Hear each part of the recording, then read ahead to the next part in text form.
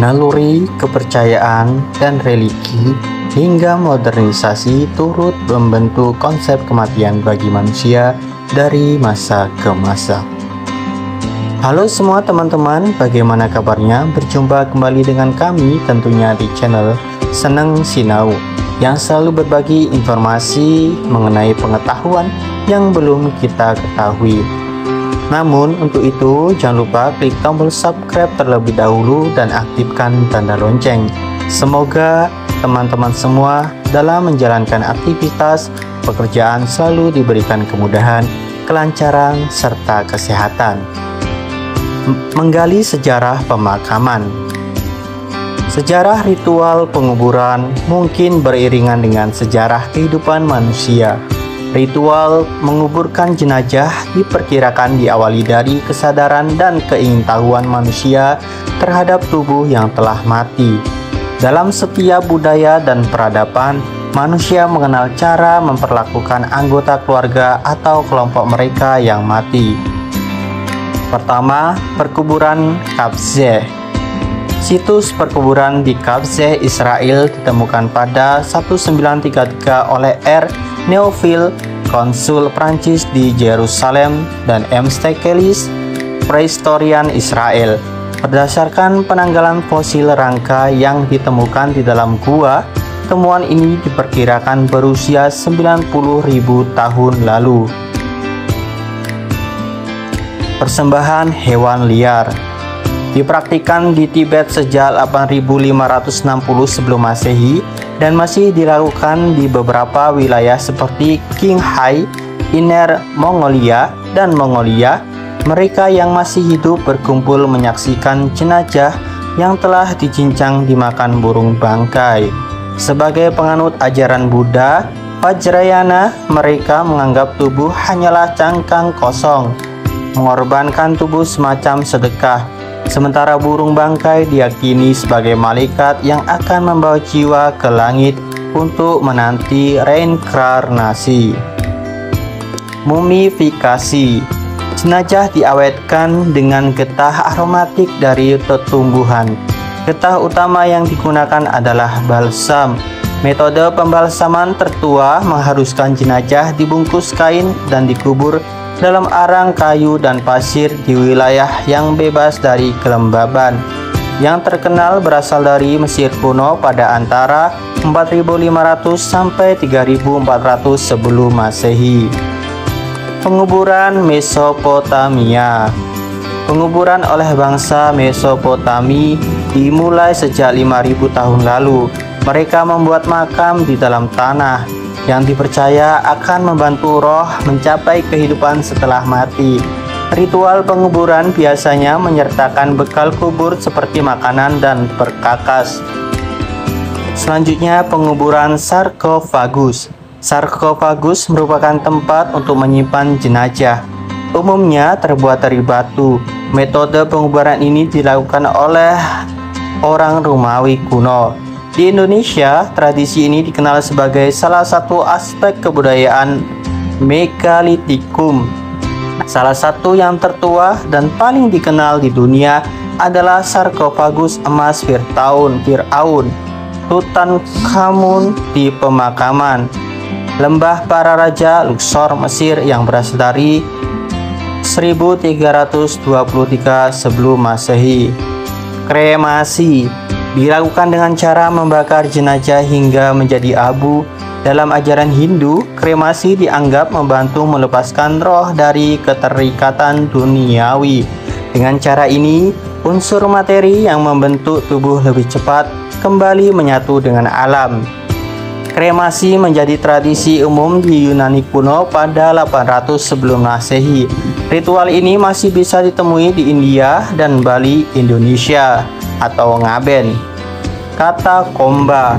Pada awal Masehi, terdapat kuburan bawah tanah di berbagai wilayah Kekaisaran Roma, khususnya di kota Roma.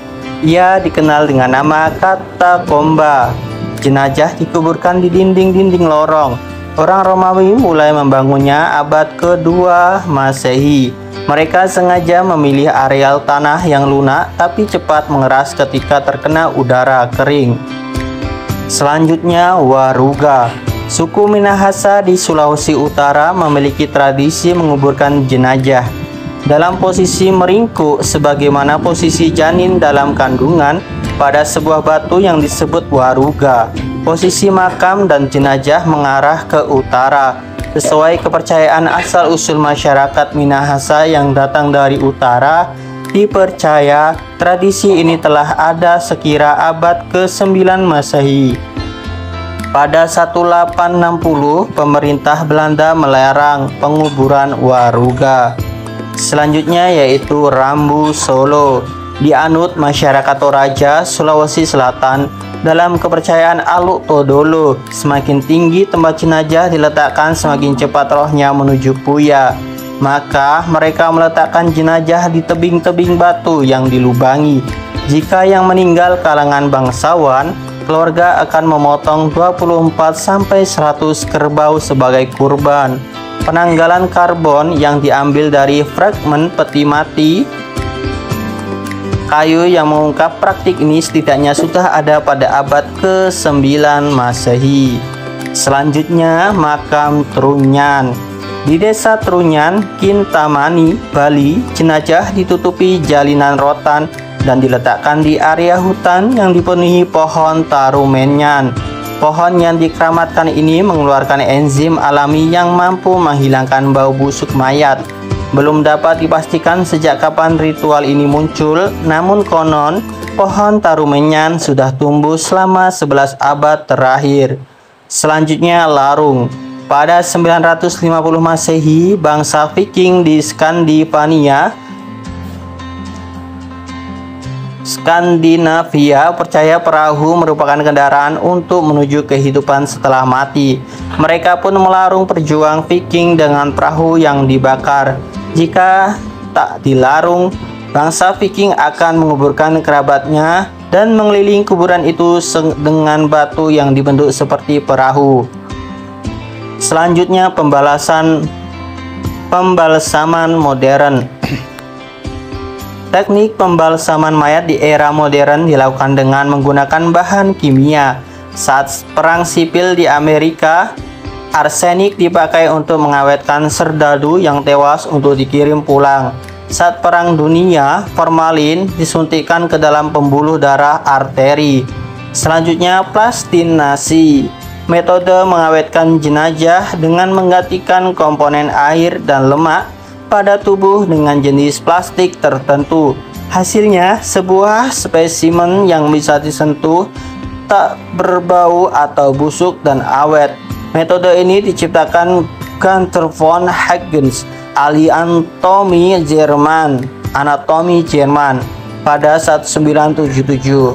Dia kemudian mendirikan Institute for Plastination di Heidelberg pada 1993.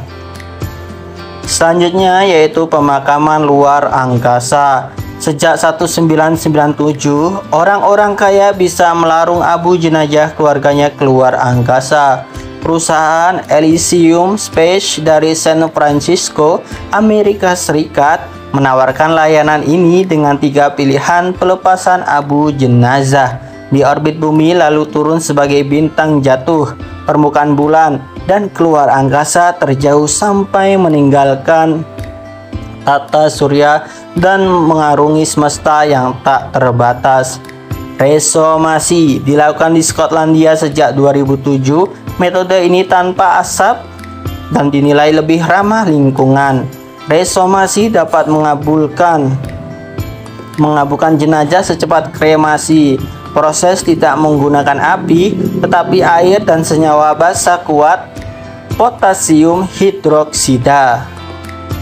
Baik pemirsa, itulah seputar informasi yang kami bagikan pada hari ini. Semoga bermanfaat dan tentunya menambah wawasan kita semua. Terima kasih. Sekali lagi, jangan lupa klik tombol subscribe-nya terlebih dahulu dan aktifkan tanda lonceng. Terima kasih, sampai jumpa.